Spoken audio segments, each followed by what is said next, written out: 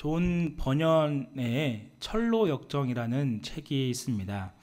아마 들어보신 분도 계시고 그 책을 읽어보신 분도 계실 뿐더러 아주 매일 세밀하게 탐독하신 분도 계실 줄 압니다. 이 철로역정은 1895년 게일 선교사님이 우리말로 번역할 때 옛날 말로는 철로역정이라고 썼습니다. 티귿의 여, 그러니까 이렇게 번역을 한 이후에 한국 번역서는 모두 다 이 철로역정이라는 이 뜻을 삼고 있었습니다.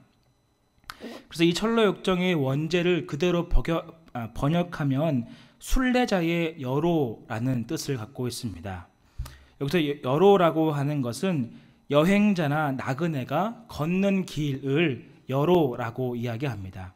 그리고 순례자는 여행자나 나그네로 볼 수 있는데 조금 더 정확히 이야기하는 것은 목적지가 있는 순례자, 목적지가 있는 나그네였다는 것이죠. 이 목적지까지 가는 도중에 혹은 힘이 들고 넘어지고 지쳐서 늦게 갈 수는 있지만 포기하게 되면 그를 가리켜서 순례자라고 이야기하지 않습니다. 그래서 순례자는 천천히 끝까지 늦더라도 그 목적지까지 도착하는 사람을 가리켜 순례자라고 이야기를 하는 것이죠. 그래서 이 기독교 용어에서 순례자는 믿음을 가진 그리스도인을 많이 비유합니다. 힘들고 지치고 넘어질 수도 있고 나빠질 수도 있고 더디 갈 수는 있지만 그 길을 걸어가는 것 그리고 걸어내는 것을 그리스도인 순례자라고 이야기하죠. 그러므로 이 땅에서 나그네 같은 삶을 살지라도 순례자에게는 아까 목적지가 있다라고 이야기했죠. 우리에게는 본향, 고향, 저 천국인 하늘나라가 있음을 깨닫고 그 길을 걸어가는 사람들입니다. 오늘 저희가 읽었던 본문에서도 순례자의 여로라는 이 단어 그리고 이 뜻이 아주 매우 깊게 그려져 있는데요. 그 사람은 바로 바울이라는 사람입니다. 이 바울은 하나님의 영이 환상 중에 마게도냐에 복음을 전하라고 명령을 받고 지체하지 않고 출발하게 되었습니다.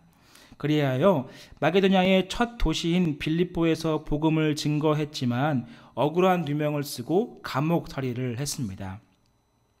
하나님의 명령에 순종하여 영광의 길만 걸을 줄 알았던 이 길이 가는 곳마다 고통과 고난, 핍박이 바울을 힘들게 했습니다. 하지만 바울은 심한 고난과 모욕을 당했음에도 불구하고 하나님께 부여받은 복음을 전하기 위해 데살로니가로 향하게 됩니다. 이 일을 가리켜서 칼빈은 이렇게 이야기하는데요. 억누를 수 없는 용기와 지칠 줄 모르는 십자가를 짊어진 사람이라고 표현합니다. 정말이지 어디서부터 흘러나오는지는 모르는 이 담대함과 용기, 그 능력으로 말미암아 지치지 않고 계속해서 복음을 전하게 됩니다. 그러한 담대함으로 이 마게도냐의 수도인 데살로니가로 출발하였고 도착하게 되었습니다. 이 마게도냐의 수도인 데살로니가는 이 빌립보라는 지역에서 남서쪽으로 약 160km 정도 떨어져 있는 곳입니다. 1절에서 언급된 암비볼리와 아볼로니아는 그냥 가는 길목에서 거쳐갔다라고 기록하는 것을 볼 때 지체치 않고 이 도시로 강하게 너무나 열심히 달려갔다라고 볼 수 있습니다. 이 마게도냐의 수도인 이 데살로니가는 어떤 도시였느냐 하면요, 이 당시 에게해를 끼고 있는 항구 도시였습니다. 그리고 동과 서를 잇는 곳이었기 때문에 무역이 굉장히 발달한 곳이었습니다. 그리하여서 주전 42년에는 이 도시를 자유시라고 불렀고 이 자유시를 이야기하면 독립국가라고 이야기할 수 있습니다. 이 독립국가를 이루었다는 것은 그만큼 모든 것이 이 도시 안에 갖춰져 있다라고 말하고 있는 것이죠. 의료면 의료, 교육이면 교육, 문화나 군대까지 모든 면이 갖춰진 도시가 바로 데살로니가라는 도시였습니다. 이 도시에 도착한 바울은 거대한 도시를 바라보면서 복음을 다시금 어떻게 증거해야 할지 고민하게 되었는데요. 우리 2절 말씀을 한번 읽어볼까요? 본문 2절입니다. 같이 읽겠습니다. 시작. 바울이 자기의 관례대로 그들에게서 돌아가서 새 안식일에 성경을 강론하며. 아멘.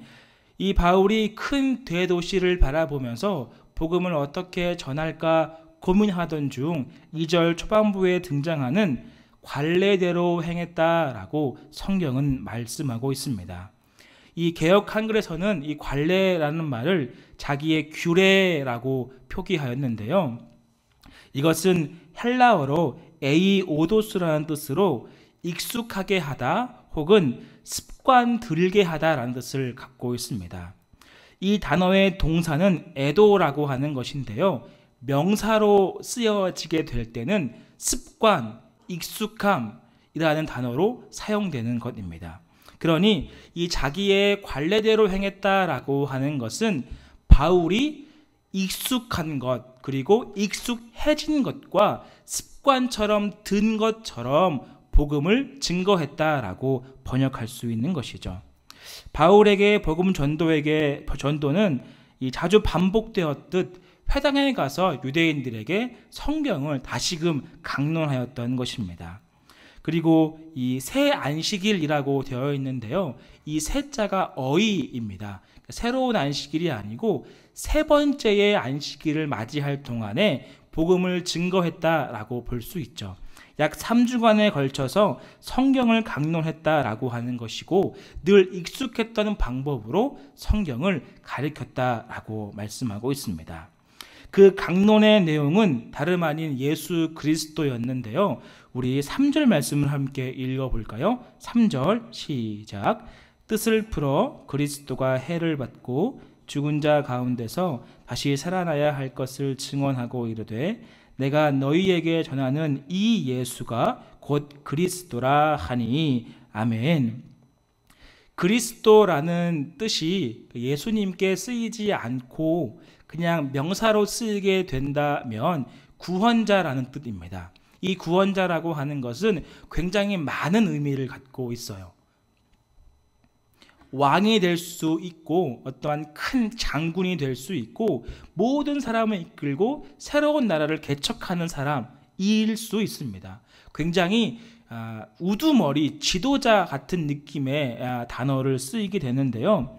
이 예수가 그리스도다라고 이야기하는 것은 이제부터 설명할 나사렛 예수라는 사람이 너희가 그토록 얘기했던 메시아 그리스도다라고 이야기하고 있는 것입니다.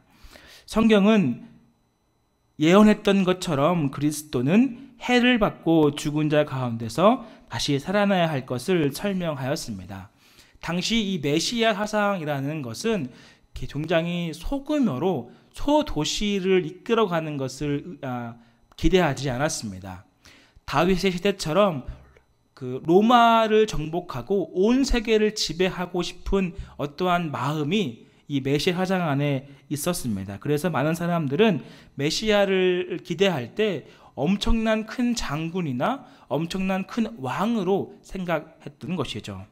그런데 그 사람들에게 무엇이라 이야기하고 있습니까? 너희가 이야기하고 있는 그리스도는 곧 예수라는 사람인데 이 사람은 해를 받고 고통을 받고 죽었으며 다시 살아나신 사람입니다 라고 소개하고 있는 거예요. 그리고 여기 3절 말씀에 보면 이 접속사가 모두 생략되어 번역되었는데요. 그 접속사는 에데이라는 동사입니다. 이 에데이라는 것은 반드시 뭐뭐 해야만 한다라는 영어의 머스트, 저도 이때 알았으니 너무 심려치 마시기 바랍니다. 머스트가 됩니다. 그러니까 반드시 뭐뭐 해야 한다라고 다시 직역해 보면 메시아는 뭐 조금 혹은 드문드문이 아니라 반드시 해를 당해야만 했고 또 반드시 다시 살아나야 할 것이라 번역할 수 있는 것이죠. 이것은 바울이 예수 그리스도의 순환과 죽음 및 부활은 하나님께서 그의 경륜 가운데 정하신 것이므로 반드시 일어날 수밖에 없던 사실이다 라고 가리키고 있는 것입니다. 왕처럼 와서 로마를 무너뜨리고 혹은 모든 세상을 지배하는 것처럼 온 게 아니라 이 메시아는 성경에 예언한 것처럼 고통당하고 해를 당하고 죽었다가 다시 살아나신 분이다 라고 설명하고 있죠. 그리고 그 그리스도 구원자가 나사렛 예수라고 말씀하고 있는 것입니다. 앞서 잠깐 철로 역정에 대해서 언급하였습니다. 이 철로 역정은 순례자의 길인데 바울도 이 길을 걷는 자 중에 한 사람이라 소개하였습니다. 그리고 칼빈은 잠깐 언급했던 것처럼 억누를 수 없는 용기와 지칠 줄 모르는 십자가를 짊어졌다라고 소개하고 있는데요. 여기서 한 가지 고민이 생기게 되었습니다. 바울은 도대체 어떠한 마음과 어떠한 믿음을 가졌기에 이러한 말도 되지 않을 법한 일들을 행했을까라는 것이죠. 하나님이 부르셔서 그 길을 걸어갔는데 가는 곳마다 박해를 받고 가는 곳마다 고난을 받고 매를 맞고 착고에 차고 심지어 돌에 맞아 죽을 뻔도 하였던 그 길을 어째서 바울은 쉬지 않고 그 용기와 담대함으로 걸어가게 되었을까요? 여러분은 이러한 근본적인 이 근거 원인이 어디에 있다라고 생각하십니까? 물론 답은 하나입니다. 그것은 예수가 그리스도이시기 때문에 라는 것이 대전제로 적용하게 되겠지만 현실적으로 어떻게 이 일들을 감당할 수 있었겠는가에 대해서 마음이 많이 어려웠습니다. 그런데 그 어려웠던 것을 단 한 번에 해결할 단어가 있었는데요. 그것은 바울이 복음을 전하는 방법에서 찾을 수 있었던 것입니다. 어떻게 했습니까? 그의 관례대로, 그의 규례대로 풀어 이야기하면 그의 익숙한 방법과 습관이 되어버린 그 복음 전파하는 것으로 라는 것이죠. 여러분, 익숙하다라고 하는 것, 습관이라는 단어는 하루아침에 생겨나는 것이 아닙니다. 예를 들어서 우리에게 익숙한 것들이 굉장히 많은데요. 여러분, 그 필기를 할 때 내가 좋아하는 펜이 있을 것입니다. 그래서 그 펜으로 쓰면 조금 더 잘 써지고 마음이 편안해지는 것을 느끼게 되죠. 차를 움직일 때에도 나한테 맞춰서 이 시트를 움직여서 또 백미러도 조정을 해서 가야지 편안한 마음으로 가지 아무것도 조정하지 않으면 불편하게 된다는 것이죠. 시계를 찰 때에도 또 시계를 바라볼 때에도 여러 가지 면 중에서 우리는 익숙함과 습관들을 많이 볼 수 있습니다. 그리고 그 익숙함과 또 습관들을 통해서 우리가 얻는 것은 무엇인가요? 평안함이라는 거예요. 잘 쓰던 펜을 쓰면 마음이 좀 편안하게 더 잘 써지는 것이고 내 의자를 좀 잘 이렇게 맞춰져서 이렇게 차를 운행할 때 조금 더 편안한 마음으로 운전할 수 있는 것이죠. 시계가 왼쪽에 있어야 되는데 오른쪽에 있거나 뭐 다른 곳에 있으면 불편하듯 불편하게 되는 것이죠. 습관과 혹은 익숙한 것은 평안한 마음으로 있는 거예요. 바울에게 이 규례대로 익숙함과 습관은 어떤 의미로 다가왔을까요? 복음을 전하고 복음을 맞서 싸우는 사람들에게 하나님의 눈으로 바라보는 것, 참으로 긴장의 연속이 될 수는 있었겠지만 바울은 복음 전도 그 자체에 평안함과 익숙함과 그리고 습관이 되어버렸습니다. 그 익숙함은 자연스럽게 자신의 삶에 녹아들어져 갔고 복음을 전파하고 복음을 전하는 것이 내가 애써 힘들어해서 전하는 것이 아니라 마치 당연하듯 내 삶의 일부분인 양 이것을 안 하면 이상한 사람인 것처럼 보일 정도의 모습을 갖췄다라고 하는 것이죠. 다른 말로 이야기하면 복음을 전파하거나 복음을 지키는 일에 있어서 긴장하거나 주춤거리거나 고민하지 않았다라는 거예요.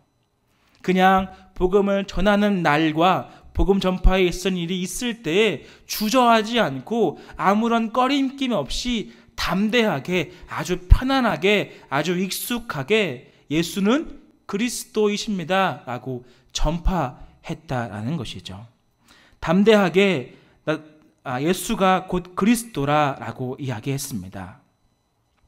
마찬가지로 믿음에 있어서도 익숙함과 편안함이 있습니다. 그것은 다름 아닌 믿음을 지키며 복음을 수호하며 어떤 상황 속에서라도 예수님이 나의 구원자라고 고백하는 것이죠. 믿음을 보이라 라고 요구할 때 우리가 담대하게 당당하게 믿음을 보이는 것, 그리고 믿음을 지켜야 할 때 아무런 꺼리낌 없이 믿음을 지켜내는 것, 복음을 증거해야 할 때 주저하거나 주춤거리거나 긴장하는 것이 아니라 아무 꺼리낌 없이 예수가 곧 그리스도이십니다 라고 증거하는 것, 이 모든 것을 주저하지 않고 담대하게 나타내는 것이 바로 익숙함과 습관이라는 것입니다. 바울이 전한 규례대로, 자신의 관례대로 행했던 모습이라는 것이죠. 여러분, 우리의 믿음도 이와 비추어 보면 편안해야 합니다. 내가 믿음을 지키려고 할 때, 믿음을 요구받아질 때 어깨가 이렇게 긴장이 되고 목에 굳어지면서 어떻게 해야 할지 모르는 것이 아니라 믿음을 보일 때 아주 자연스럽게 아주 평안한 마음으로 늘 해왔던 것처럼 믿음을 보여야 하는 것이죠. 바울의 규례대로 말이죠. 하루아침에 이룰 수는 없겠지만 믿음을 지키는 것이 오히려 편안한 삶이 되도록 우리는 늘 추구하고 그 길을 걸어가야 합니다. 이 예수 그리스도가 여러분의 구원자로 늘 고백하고 계십니까? 언제나 어디서나 이 예수님이 나의 그리스도다라고 고백하고 계십니까? 믿음을 보이라고 하시는 주의 명령에 언제나처럼 익숙한 모습으로 믿음을 지키시고 계십니까? 여러 가지 시험과 고난이 나를 억압한다 해도 언제나처럼 습관처럼 익숙한처럼 그 길을 넉넉하게 걸어가고 계십니까? 순례자의 길은 바로 이 익숙함들이 쌓이는 곳입니다. 지치고 피곤하고 더디가고 아파하고 넘어질 수는 있겠지만 그 믿음을 지키고 보이는 것이 점차 쌓여서 그 순례자의 길을 걸어가는 것입니다. 바울 역시 이 이후에 복음을 증거하였지만 또 여전히 말도 되지 않는 이 고발로 인해 성중에 많은 사람들이 시기하여 폭동을 일으킵니다. 또 바울과 실라는 복음을 전하자마자 쫓겨다니는 인생이 되었고 어려움을 경험하게 되었습니다. 상황은 변하지 않았습니다.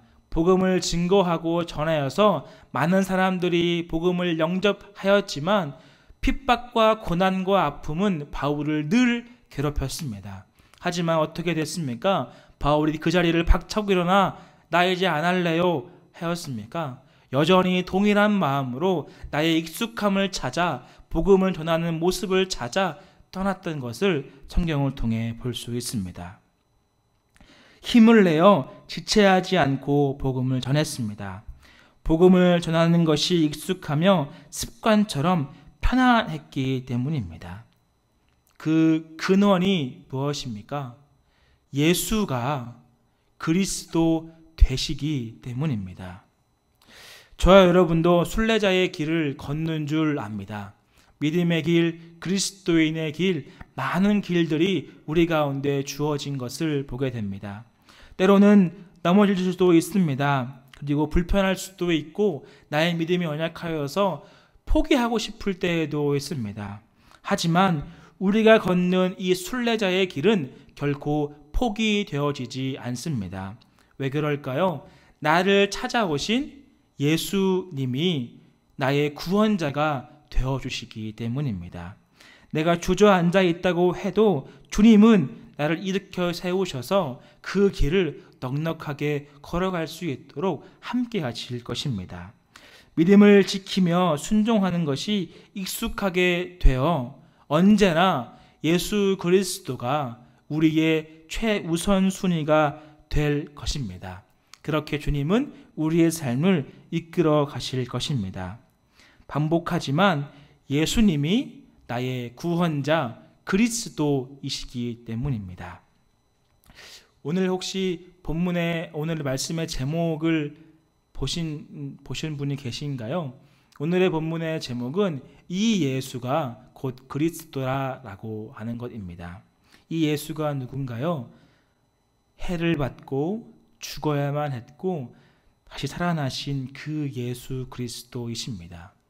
나에게 찾아오셔서 먼저 은혜 주시고 사랑 주셔서 구원하여 주시고 이 믿음의 길을 넉넉히 걸어갈 수 있도록 동행하여 주시는 분이 바로 예수님이라는 것이죠. 나와 함께 하시는 또한 나를 찾아오시는 예수님을 온전히 맞이하여 우리에게 예비된 또 준비되어 있는 모든 길들을 습관처럼 편안한 마음으로 익숙함으로 믿음을 지켜내며 승리하여 그 마침내 목적지인 천국, 본향, 그 하늘나라에 다 도달하는 우리 모두가 되기를 주님의 이름으로 축원드립니다.